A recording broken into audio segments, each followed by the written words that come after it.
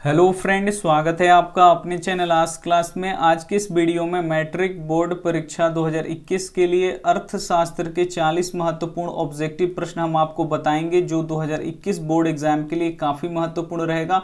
और ये 40 प्रश्न पूरे अर्थशास्त्र के निचोड़ प्रश्न है। अर्थशास्त्र के जितने ही इंपॉर्टेंट प्रश्न है जो 2021 बोर्ड एग्जाम में आने वाले हैं, उन्हें ही यहाँ पे इस वीडियो में लिया गया है। तो एक भी प्रश्न आप स्किप मत कीजिएगा, शुरू से अंत तक देखिएगा। चैनल को अभी तक आपने सब्सक्राइब नहीं किया है तो चैनल को सब्सक्राइब भी कर लीजिएगा, साथ में बेल आइकन को भी ऑल पे दबा लीजिएगा, ताकि जब भी हम कोई वीडियो अपलोड करें तो सबसे पहले नोटिफिकेशन आप तक पहुंचे। और वीडियो को आप लाइक करना भूल जाते हैं तो प्लीज आप लोग वीडियो को लाइक भी कर दीजिएगा। आइए शुरू करते हैं यहाँ पे पहले नंबर प्रश्न से। तो यहाँ पे देखिए, पहला प्रश्न काफी ही महत्वपूर्ण है। पहला प्रश्न है, इनमें से किसे प्राथमिक क्षेत्र कहा जाता है। यहाँ पे बताना है कि इनमें से किसे प्राथमिक क्षेत्र कहा जाता है। ए ऑप्शन है सेवा क्षेत्र को, बी ऑप्शन है यहाँ पे कृषि क्षेत्र को, सी ऑप्शन है यहाँ पे औद्योगिक क्षेत्र को, डी ऑप्शन है इनमें से कोई नहीं। काफी ही महत्वपूर्ण प्रश्न है और ऐसे ही प्रश्न आपको बोर्ड एग्जाम में देखने को मिलेंगे। तो यहाँ पे देखिए, पूछ रहा है प्रश्न की किसे प्राथमिक क्षेत्र कहा जाता है। तो जो कृषि क्षेत्र होता है उसे हम लोग प्राथमिक क्षेत्र बोलते हैं, यानी यहाँ पे बी ऑप्शन क्या हो जाएगा, यहाँ पे बिल्कुल सही हो जाएगा। ये देखते हैं अगला प्रश्न। यहाँ पे अगला प्रश्न देखिए, अगला प्रश्न है, इनमें से किस देश में मिश्रित अर्थव्यवस्था है। यहाँ पे बताना है कि कौन सा देश है जिसमें मिश्रित अर्थव्यवस्था है। ए ऑप्शन है अमेरिका, बी ऑप्शन है रूस, सी ऑप्शन है भारत, डी ऑप्शन है यहाँ पे चीन। तो यहाँ पे बताना है कि किस देश में मिश्रित अर्थव्यवस्था है। तो जो भारत देश है उसमें क्या है, मिश्रित अर्थव्यवस्था है, यानी यहाँ पे क्या हो जाएगा, सी ऑप्शन क्या हो जाएगा, यहाँ पे बिल्कुल सही हो जाएगा। अमेरिका में कौन अर्थव्यवस्था है, तो पूंजीवादी अर्थव्यवस्था है। और चीन में कौन सा अर्थव्यवस्था है, तो साम्यवादी अर्थव्यवस्था है। तो यहाँ पे पूछ रहा है कि मिश्रित अर्थव्यवस्था किस देश में, तो मिश्रित अर्थव्यवस्था भारत में। और ये प्रश्न लगभग 20 बार तक पूछ दिया होगा बोर्ड एग्जाम में। आइए देखते हैं अगला प्रश्न। यहाँ पे अगला प्रश्न यहाँ पे देखिए, 3 नंबर प्रश्न है, जिस देश की राष्ट्रीय आय अधिक होता है वह देश कहलाता है। काफी महत्वपूर्ण प्रश्न है कि जिस देश का राष्ट्रीय आय अधिक होता है वह देश कहलाता है। ए ऑप्शन है यहाँ पे अविकसित, बी ऑप्शन है यहाँ पे विकसित, सी ऑप्शन है यहाँ पे अर्धविकसित, डी ऑप्शन है इनमें से कोई नहीं। तो यहाँ पे बताना है कि जिस देश का राष्ट्रीय आय अधिक होता है वह देश कहलाता है। तो वह देश क्या कहलाता है, तो विकसित देश कहलाता है, जैसे अमेरिका। यानी यहाँ पे क्या हो जाएगा, बी ऑप्शन क्या हो जाएगा, यहाँ पे बिल्कुल सही हो जाएगा। ये देखते हैं अगला प्रश्न। यहाँ पे अगला प्रश्न यहाँ पे देखिए, 4 नंबर प्रश्न। 4 नंबर प्रश्न है, इनमें से किसे पिछड़ा राज्य कहते हैं। बताना है कि इनमें से किसे पिछड़ा राज्य कहते हैं। ए ऑप्शन है यहाँ पे पंजाब, बी ऑप्शन है यहाँ पे केरल, सी ऑप्शन है यहाँ पे बिहार, डी ऑप्शन है यहाँ पे दिल्ली। तो यहाँ पे बताना है कि किसे पिछड़ा राज्य कहते हैं। तो यहाँ पे जो बिहार है उसे हम लोग क्या बोलते हैं, पिछड़ा राज्य बोलते हैं, यानी यहाँ पे क्या हो जाएगा, सी ऑप्शन क्या हो जाएगा, यहाँ पे बिल्कुल सही हो जाएगा।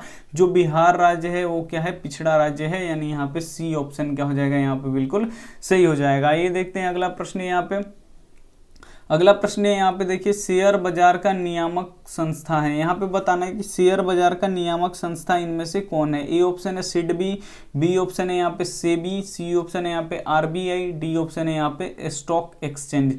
तो यहाँ पे बताना है कि शेयर बाजार का नियामक कौन है, यानी शेयर बाजार का देखभाल कौन करता है, किसके नियंत्रण यानी किसके हाथ में होता है शेयर बाजार। तो जो सेबी होता है इसके हाथ में होता है यहाँ पे शेयर बाजार, यानी यहाँ पे क्या हो जाएगा, बी ऑप्शन क्या हो जाएगा, यहाँ पे बिल्कुल सही हो जाएगा।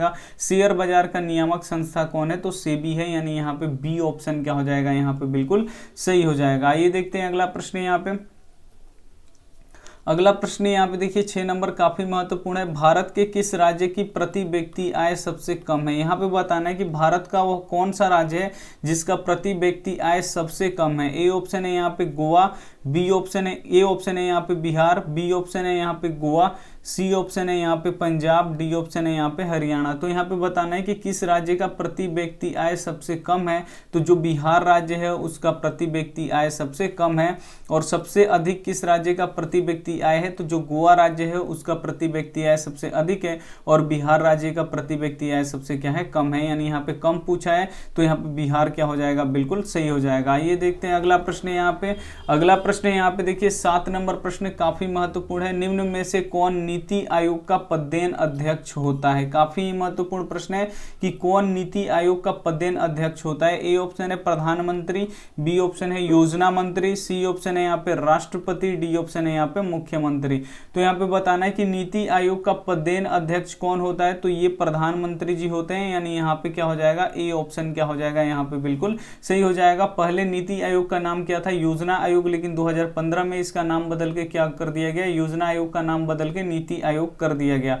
और नीति आयोग हो या योजना आयोग हो, अगर पूछे कि उसका पदेन अध्यक्ष कौन होता है तो प्रधानमंत्री होते हैं, यानी यहाँ पे ए ऑप्शन क्या हो जाएगा यहाँ पे बिल्कुल सही हो जाएगा। ये देखते हैं अगला प्रश्न यहाँ पे। अगला प्रश्न देखिए काफी महत्वपूर्ण है, 8 नंबर प्रश्न है, गरीबी कैंसर रोग की तरह है, यह किसने कहा है। काफी महत्वपूर्ण प्रश्न है कि गरीबी है वो कैंसर रोग की तरह है, किसने कहा है। ए ऑप्शन है अर्थशास्त्री कुंजनेट, बी ऑप्शन है यहाँ पे मेडिसन, सी ऑप्शन है यहाँ पे प्रोफेसर लेविस, डी ऑप्शन है इनमें से कोई नहीं। तो यहाँ पे काफी ही महत्वपूर्ण प्रश्न है कि गरीबी कैंसर रोग की तरह यह किसने कहा था, तो अर्थशास्त्री कुंजनेट ने किया था, यानी यहाँ पे ए ऑप्शन क्या हो जाएगा यहाँ पे बिल्कुल सही हो जाएगा। वीडियो अगर पसंद आ रही हो तो आप लोग प्लीज वीडियो को लाइक कर दीजिएगा, अपने दोस्तों के पास इस वीडियो को जरूर शेयर कीजिएगा। आइए देखते हैं अगला प्रश्न यहाँ पे।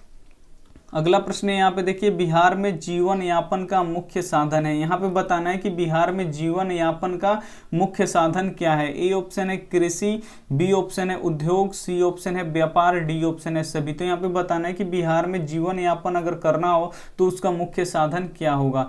तो यहाँ पे देखिए बिहार में जीवन यापन करने के लिए मुख्य साधन क्या है, कृषि है। कृषि के छोड़ा के यहाँ पे ना तो उद्योग है न ही व्यापार है, कुछ भी नहीं है। अगर काम भी लोगों को करना पड़ता है तो वो दूसरे राज्य में जाके काम करते हैं।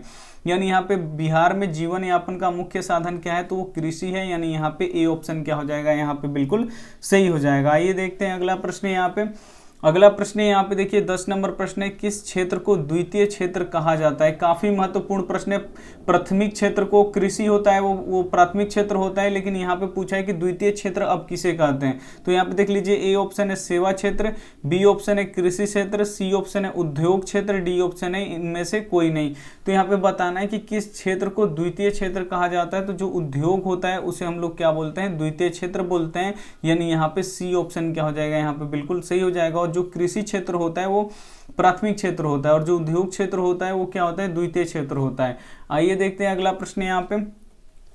अगला प्रश्न है यहाँ पे देखिए 11 नंबर, किस क्षेत्र को तृतीय क्षेत्र कहा जाता है। काफी महत्वपूर्ण प्रश्न है कि किस क्षेत्र को तृतीय क्षेत्र कहा जाता है। ए ऑप्शन है सेवा क्षेत्र, बी ऑप्शन है कृषि क्षेत्र, सी ऑप्शन है उद्योग क्षेत्र, डी ऑप्शन है कोई नहीं। तो यहाँ पे देख लीजिए कि तृतीय क्षेत्र किसे कहा जाता है। तो जो सेवा क्षेत्र होता है जिसमें बैंकिंग आते हैं वो क्या है, सेवा क्षेत्र जो है वो तृतीय क्षेत्र है, यानी यहाँ पे ए ऑप्शन क्या हो जाएगा यहाँ पे बिल्कुल सही हो जाएगा। और जो कृषि है वो प्राथमिक क्षेत्र है, और जो उद्योग है वो द्वितीय क्षेत्र में आता है, और जो सेवा क्षेत्र होता है वो क्या किस में आता है, तृतीय क्षेत्र में आता है। तो ये तीनों प्रश्न बोर्ड एग्जाम के लिए काफी महत्वपूर्ण रहेगा, तो आप इन्हें याद कर लीजिएगा लिख के। आइए देखते हैं अगला प्रश्न यहाँ पे।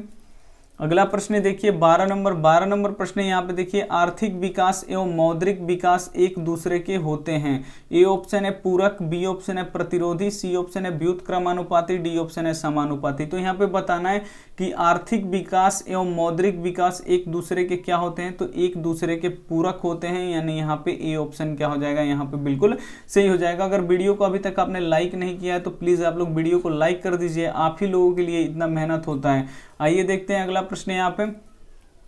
अगला प्रश्न यहाँ पे देखिए 13 नंबर, फूट डालो और राज करो की नीति किसने अपनाई। काफी महत्वपूर्ण प्रश्न है कि फूट डालो और राज करो की नीति किसने अपनाई। ए ऑप्शन है अंग्रेजों ने, बी ऑप्शन है यहाँ पे व्यवसाय प्रधानों ने, यहाँ पे सी ऑप्शन है मुगलों ने, डी ऑप्शन है यहाँ पे रजाओं ने। तो यहाँ पे बताना है कि फूट डालो और शासन करो की नीति किसने अपनाई थी। तो फूट डालो और शासन करो की नीति अंग्रेजों ने अपनाई थी, यानी यहाँ पे क्या हो जाएगा, ए ऑप्शन क्या हो जाएगा यहाँ पे बिल्कुल सही हो जाएगा। फूट डालो शासन करो नीति क्या है, तो यहाँ पे देखिए हिंदू मुस्लिम सिख ईसाई को लड़ाना और फिर अपना राज्य करना, यानी यहाँ पे वो नियम कौन लगाते थे, तो वो अंग्रेज लगाते थे, यानी यहाँ पे ए ऑप्शन क्या हो जाएगा यहाँ पे बिल्कुल सही हो जाएगा। ये देखते हैं अगला प्रश्न यहाँ पे 14 नंबर प्रश्न देखिए काफी महत्वपूर्ण है, अर्थव्यवस्था के कितने प्रकार होते हैं। काफी ही महत्वपूर्ण प्रश्न है कि अर्थव्यवस्था के कितने प्रकार होते हैं। ए ऑप्शन है 2, बी ऑप्शन है 3, सी ऑप्शन है 4, डी ऑप्शन है 5। तो यहाँ पे बताना है कि अर्थव्यवस्था के कितने प्रकार होते हैं। तो अर्थव्यवस्था के 3 प्रकार होते हैं, कौन कौन, तो पूंजीपति, पूंजीवादी अर्थव्यवस्था, और दूसरा होता है साम्यवादी अर्थव्यवस्था, और तीसरा होता है मिश्रित अर्थव्यवस्था। तो मिश्रित अर्थव्यवस्था किस देश में है? तो अपना भारत देश में मिश्रित अर्थव्यवस्था है। तो यहाँ पे पूछ रहा है प्रश्न की अर्थव्यवस्था कितने प्रकार के होते हैं? तो अर्थव्यवस्था 3 प्रकार के होते हैं, यानी यहाँ पे बी ऑप्शन क्या हो जाएगा? यहाँ पे बिल्कुल सही हो जाएगा। आइए देखते हैं अगला प्रश्न। यहाँ पे अगला प्रश्न यहाँ पे देखिए काफी महत्वपूर्ण है। राष्ट्रीय आय का अनुमान सबसे पहले किसने लगाया? काफी महत्वपूर्ण प्रश्न है कि राष्ट्रीय आय का अनुमान सबसे पहले किसने लगाया? ए ऑप्शन है महात्मा गांधी, बी ऑप्शन है नेहरू जी, सी ऑप्शन है यहाँ पे राजेंद्र प्रसाद, डी ऑप्शन है यहाँ पे दादा भाई नौरोजी। तो यहाँ पे बताना है कि राष्ट्रीय आय का अनुमान सबसे पहले किसने लगाया था? तो दादा भाई नौरोजी ने लगाया था, यानी यहाँ पे क्या हो जाएगा? डी ऑप्शन क्या हो जाएगा? यहाँ पे बिल्कुल सही हो जाएगा। भारत देश के पहले यही है व्यक्ति जो राष्ट्रीय आय निकाले थे, और राष्ट्रीय आय कितना निकाले थे? प्रति व्यक्ति आय ये कितना निकाले थे? तो ये 20 रुपए प्रति व्यक्ति आय भी यही निकाले थे।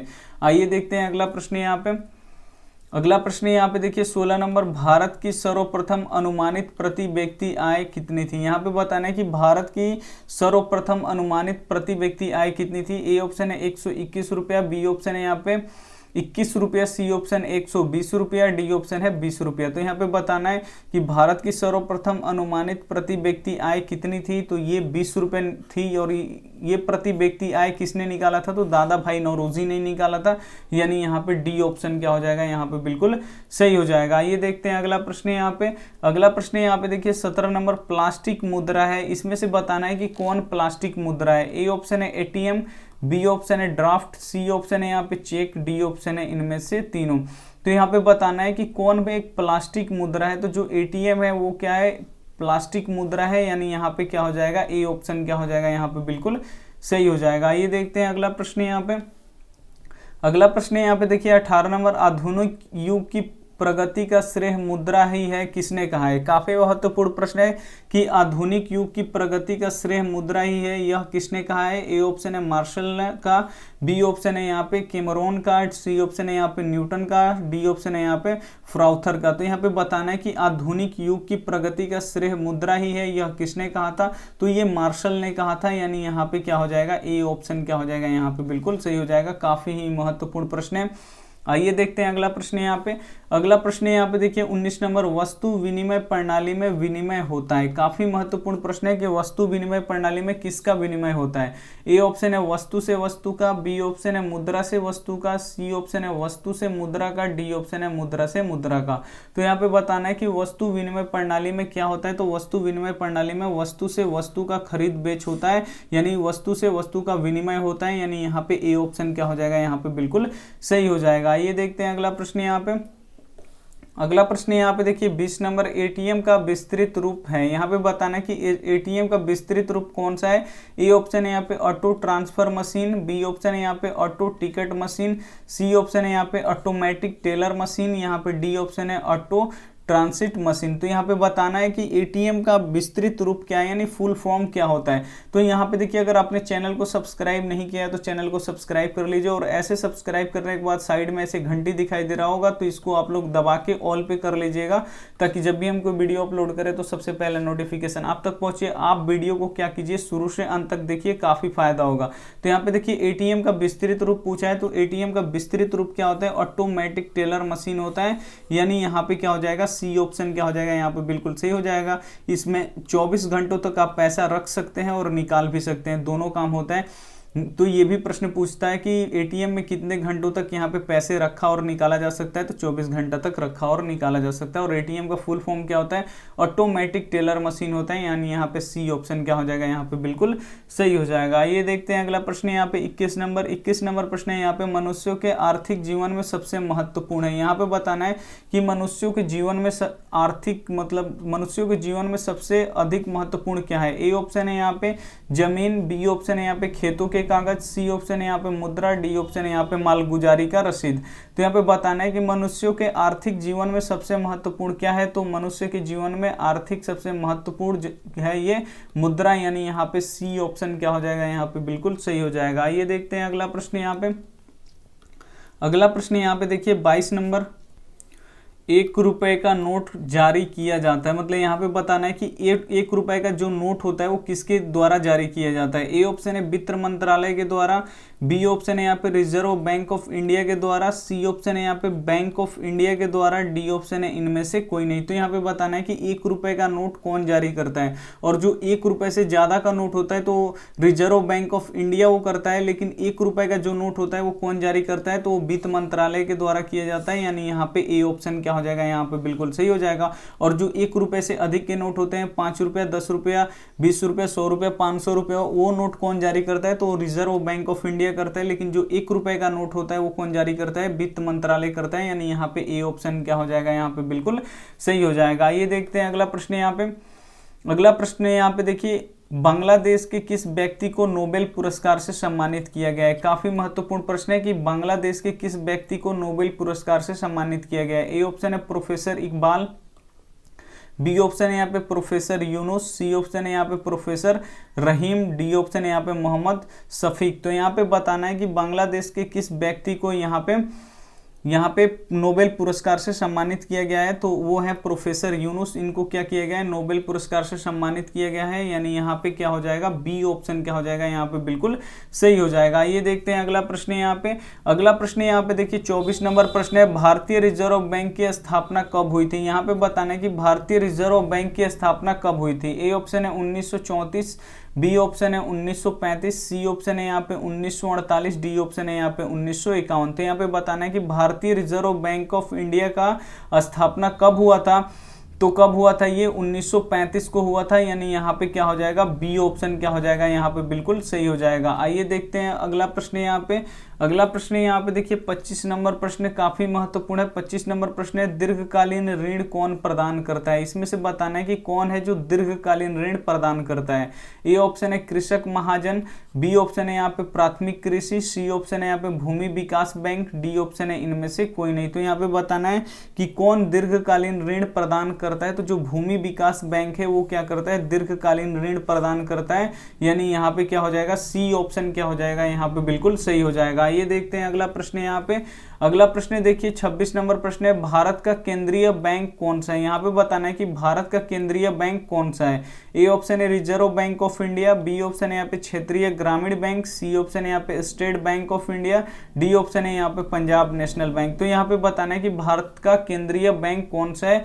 तो भारत का केंद्रीय बैंक कौन सा है, रिजर्व बैंक ऑफ इंडिया है, जिसे हम लोग बैंकों का बैंक भी बोलते हैं। यानी यहाँ पे ए ऑप्शन क्या हो जाएगा, यहाँ पे बिल्कुल सही हो जाएगा। ये देखते हैं अगला प्रश्न। यहाँ पे 27 नंबर प्रश्न देखिए काफी महत्वपूर्ण है, नरेगा एक कार्यक्रम है। यहाँ पे बताना है कि नरेगा एक कार्यक्रम है। ए ऑप्शन है यहाँ पे जिला स्तर का, बी ऑप्शन है यहाँ पे राष्ट्रीय स्तर का, सी ऑप्शन है यहाँ पे प्रांतीय स्तर का, यहाँ पे डी ऑप्शन है विश्व स्तर का। तो यहाँ पे देखिए जो नरेगा एक कार्यक्रम है वो किस स्तर का है, तो वो एक राष्ट्रीय स्तर का कार्य है। यानी यहाँ पे क्या हो जाएगा, बी ऑप्शन क्या हो जाएगा, यहाँ पे बिल्कुल सही हो जाएगा। ये देखते हैं अगला प्रश्न। यहाँ पे 28 नंबर प्रश्न देखिए काफी महत्वपूर्ण है, भारत का पहला टेलीविजन केंद्र कहाँ स्थापित हुआ था। काफी महत्वपूर्ण प्रश्न है कि भारत का पहला टेलीविजन केंद्र कहाँ पे स्थापित हुआ था। ए ऑप्शन है मुंबई, बी ऑप्शन है कोलकाता, सी ऑप्शन है यहाँ पे दिल्ली, डी ऑप्शन है यहाँ पे चेन्नई। तो भारत का पहला टेलीविजन केंद्र कहाँ पे स्थापना हुआ था इसका, तो ये दिल्ली में हुआ था। यानी यहाँ पे सी ऑप्शन क्या हो जाएगा, यहाँ पे बिल्कुल सही हो जाएगा। ये देखते हैं अगला प्रश्न। यहाँ पे अगला प्रश्न यहाँ पे देखिए 29 नंबर, कौन बीमारू राज्य नहीं है। यहाँ पे बताना है कि कौन है जो बीमारू राज्य नहीं है। ए ऑप्शन है बिहार, तो ये बीमारू राज्य है, बी ऑप्शन है यहाँ पे उड़ीसा, ये भी बीमारू राज्य है, यहाँ पे डी ऑप्शन है मध्य प्रदेश, ये भी बीमारू राज्य है। जो एक कर्नाटक है वो क्या है, बीमारू राज्य नहीं है। यानी यहाँ पे सी ऑप्शन क्या हो जाएगा, बिल्कुल सही हो जाएगा। बीमारू राज्य के नाम से ये बिहार को भी जानते हैं, उड़ीसा को भी जानते हैं और मध्य प्रदेश को भी जानते हैं, ये सब बीमारू राज्य हैं। लेकिन जो कर्नाटक है वो बीमारू राज्य नहीं है। यानी यहाँ पे नहीं का पूछा है तो नहीं कौन सा हो जाएगा, यहाँ पे कर्नाटक क्या हो जाएगा, बिल्कुल सही हो जाएगा। ये देखते हैं अगला प्रश्न। यहाँ पे अगला प्रश्न यहाँ पे देखिए 30 नंबर, भारत की परिवहन सेवाओं में कौन सर्वाधिक महत्वपूर्ण है। काफी महत्वपूर्ण प्रश्न है कि भारत की परिवहन सेवाओं में कौन सर्वाधिक महत्वपूर्ण है। ए ऑप्शन है सड़क के, बी ऑप्शन है रेलवे, सी ऑप्शन है जहाज, डी ऑप्शन है विमान। तो यहाँ पे बताना है कि भारत की परिवहन सेवाओं में कौन सर्वाधिक महत्वपूर्ण है। तो जो रेलवे होता है वो सर्वाधिक महत्वपूर्ण होता है। यानी यहाँ पे बी ऑप्शन क्या हो जाएगा, यहाँ पे बिल्कुल सही हो जाएगा। आइए देखते हैं अगला प्रश्न। यहाँ पे अगला प्रश्न यहाँ पे देखिए काफी महत्वपूर्ण है। 31 नंबर प्रश्न। 31 नंबर प्रश्न है वैश्वीकरण के मुख्य कितने अंग होते हैं। यहाँ पे बताना है कि वैश्वीकरण के मुख्य कितने अंग होते हैं। ए ऑप्शन है यहाँ पे 1, बी ऑप्शन है यहाँ पे 2, सी ऑप्शन है यहाँ पे 3, डी ऑप्शन है यहाँ पे 4। तो बताना है कि वैश्वीकरण के मुख्य कितने अंग होते हैं। तो वैश्वीकरण के मुख्य 4 अंग होते हैं, यानी यहाँ पे डी ऑप्शन क्या हो जाएगा, यहाँ पे बिल्कुल सही हो जाएगा। आइए देखते हैं अगला प्रश्न यहाँ पे।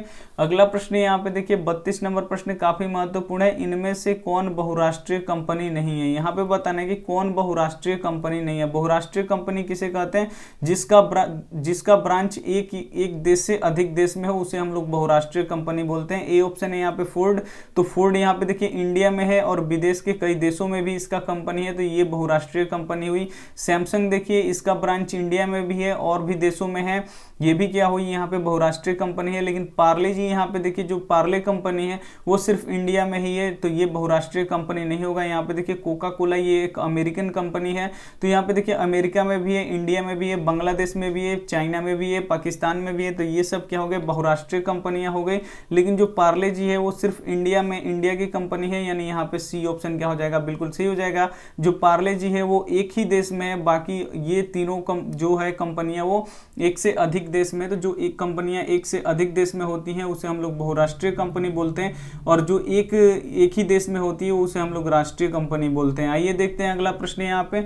अगला प्रश्न देखिए काफी महत्वपूर्ण है। 33 नंबर, उपभोक्ताओं को जानकारी लेनी चाहिए किसकी, वस्तु के। यहाँ पे बताना है कि उपभोक्ताओं की जानकारी लेनी चाहिए किसी वस्तु के। ए ऑप्शन है गुण की, बी ऑप्शन है मात्रा की, सी ऑप्शन है वस्तु बनाने में प्रयुक्त तत्व की, डी ऑप्शन है सभी का। तो यहाँ पे देखिए अगर आप कोई वस्तु लेने जा रहे हैं तो उस वस्तु का आप गुण भी चेक कीजिएगा, उसका मात्रा भी चेक कीजिएगा, वस्तु बनने में प्रयुक्त जो तत्व होते हैं उसका भी आप लोग क्या लीजिएगा, उससे जानकारी लेना चाहिए, यानी यहाँ पे डी ऑप्शन क्या हो जाएगा, यहाँ पे बिल्कुल सही हो जाएगा। सभी का हमको जानकारी लेना चाहिए, यानी डी ऑप्शन क्या हो जाएगा, यहाँ पे बिल्कुल सही हो जाएगा। आइए देखते हैं अगला प्रश्न यहाँ पे 34 नंबर। 34 नंबर प्रश्न यहाँ पे देखिए हॉलमार्क किस पर होता है, जो हॉलमार्क होता है वो किस पे होता है। ए ऑप्शन है कृषि उत्पादनों पर, बी ऑप्शन है सोने के आभूषणों पर, सी ऑप्शन है यहाँ पे इलेक्ट्रॉनिक सामान पर, डी ऑप्शन है इनमें से कोई नहीं। तो यहाँ पे बताना है कि जो हॉलमार्क होता है वो किस पे होता है। तो जो हॉलमार्क होता है वो सोने के आभूषणों पर होता है, यानी यहाँ पे बी ऑप्शन क्या हो जाएगा, यहाँ पे बिल्कुल सही हो जाएगा। ये देखते हैं अगला प्रश्न यहाँ पे।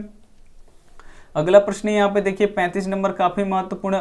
उपभोक्ता अधिकार दिवस कब मनाया जाता है। काफी महत्वपूर्ण प्रश्न है कि उपभोक्ता अधिकार दिवस कब मनाया जाता है। ए ऑप्शन है 17 मार्च को, बी ऑप्शन है 15 मार्च को, सी ऑप्शन है यहाँ पे 10 अप्रैल को, डी ऑप्शन है यहाँ पे 22 अप्रैल को। तो यहाँ पे बताना है कि उपभोक्ता अधिकार दिवस कब मनाया जाता है। तो उपभोक्ता अधिकार दिवस यहाँ पे 15 मार्च को मनाया जाता है, यानी यहाँ पे बी ऑप्शन क्या हो जाएगा, यहाँ पे बिल्कुल सही हो जाएगा। ये देखते हैं अगला प्रश्न यहाँ पे। अगला प्रश्न यहाँ पे देखिए 36 नंबर, भारत में कितने राष्ट्रीयकृत बैंक हैं। यहाँ पे बताना है कि जो भारत देश है अपना उसमें कितने राष्ट्रीयकृत बैंक है। ए ऑप्शन है यहाँ पे 14, बी ऑप्शन है यहाँ पे 19, डी यहाँ पे सी ऑप्शन है 20, डी ऑप्शन है यहाँ पे 27। तो यहाँ पे बताना है कि भारत में कितने राष्ट्रीयकृत बैंक है। तो भारत में अभी फिलहाल में 19 राष्ट्रीयकृत बैंक थे। इसके पहले कितने राष्ट्रीयकृत बैंक थे, 21 राष्ट्रीयकृत बैंक थे, लेकिन विलय हो जाने के कारण ये घट के संख्या कितना हो गया, 19 हो गया। तो अभी भारत में कितने राष्ट्रीयकृत बैंक है, तो 19 है। तो इसे आप लोगों को क्या करना है, याद रखना है। आइए देखते हैं अगला प्रश्न यहाँ पे। अगला प्रश्न यहाँ पे देखिए 37 नंबर, किस धातु को मुद्रा के रूप में सर्वाधिक प्रयोग हुआ है। यहाँ पे बताना है कि वो कौन सा धातु है जिसका मुद्रा के रूप में सर्वाधिक प्रयोग हुआ है। ए ऑप्शन है लोहा, बी ऑप्शन है तांबा, सी ऑप्शन है यहाँ पे पित्तल, डी ऑप्शन है यहाँ पे चांदी और सोना। तो यहाँ पे बताना है कि किस धातु का मुद्रा के रूप में सर्वाधिक प्रयोग हुआ है। तो वो चांदी और सोना है। पहले के जो सिक्के होते थे प्राचीन काल के वो चांदी के ही होंगे, नहीं तो सोने के होंगे, यानी यहाँ पे डी ऑप्शन क्या हो जाएगा, यहाँ पे बिल्कुल सही हो जाएगा। ये देखते हैं अगला प्रश्न यहाँ पे।